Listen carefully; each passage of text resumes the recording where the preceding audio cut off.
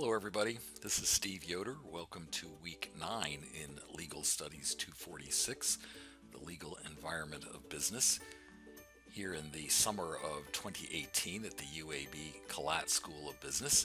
This week we are continuing our look at the law of contracts. We are in Module 9, and as usual, you will find a variety of learning activities there and a quiz that is coming up quickly. A brief recap of what we have covered already in the law of contracts. We have been looking at how contracts are formed, and the goal in forming a contract is for the contract to be valid. That means that it would be enforceable.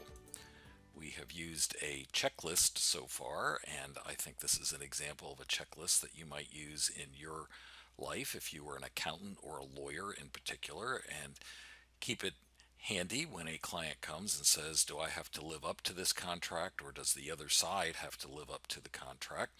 Because it's too difficult to remember things that are on checklists. Why clutter your brain with things that you can just have on a list somewhere? Please take a look at the value of contracts in other settings, such as healthcare. There is a question on the second exam, or at least in the pool of questions for the second exam, about the value of checklists in other settings. We've looked at a number of things on that checklist, and this week we are going to look at some other things that we tick off the list in order to see if a contract has been formed. We are going to look at whether the subject matter of the contract is legal. A contract to take out somebody else with a baseball bat in the knees, as was the case with Tanya Harding 25 years ago, that would render any contract like that illegal and unenforceable and invalid. We'll also be looking at the very important element of mistake, and as we will see, if only one side to a contract has made a mistake, generally that is not grounds for rescinding the contract, for voiding the contract, but there are exceptions to this, as you can see here from this banking law case. Pause, look at this, make sure you understand. Mutual mistakes are a different matter. If both sides are mistaken, then usually the contract can be rescinded by either party. We'll also be looking at the requirement that a contract be in writing. There are many types of contracts that are only valid if they are in writing, such as any contract regarding land. Land is just so important that you can't have oral contracts. We'll be looking at whether or not third parties who never signed the contract might still have rights under the contract. Third party rights is covered starting in Chapter 13.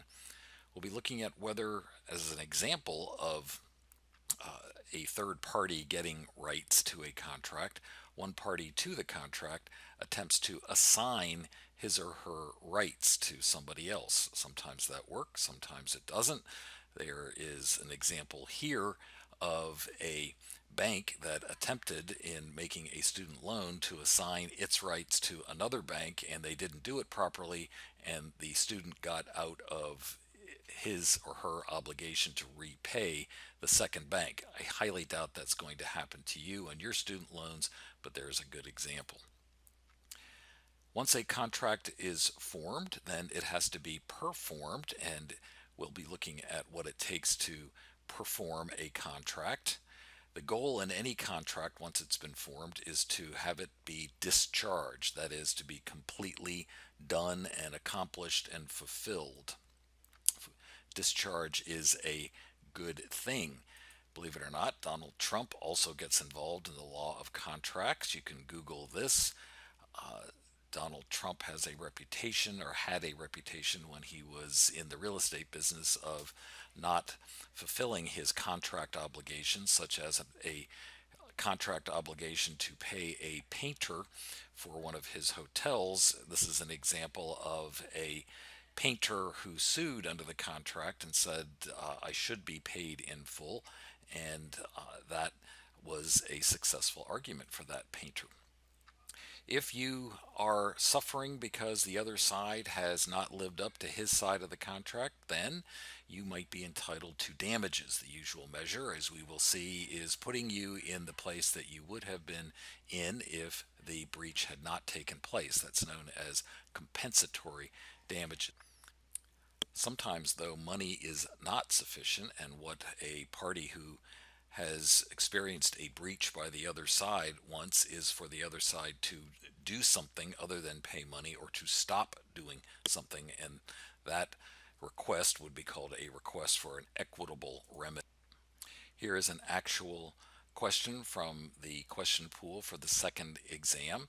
The answer that you see here is not the correct answer, but you will find the correct answer to this on page 321 of the textbook. This is an example of a question that's designed to see if you've actually read the textbook, as opposed to guessing and choosing something that sounds right. Hint: exchanging keys to the car is not what it takes to make this contract valid. Finally, take a look at the calendar for this week. You can see that we have a number of items that are due, including two items due on Sunday night, July 8th. And very importantly, we have our second exam coming up, opening on Thursday, July 14, and closing on Friday, July 15. I wish you all a very happy 4th of July, and please make it safe as well.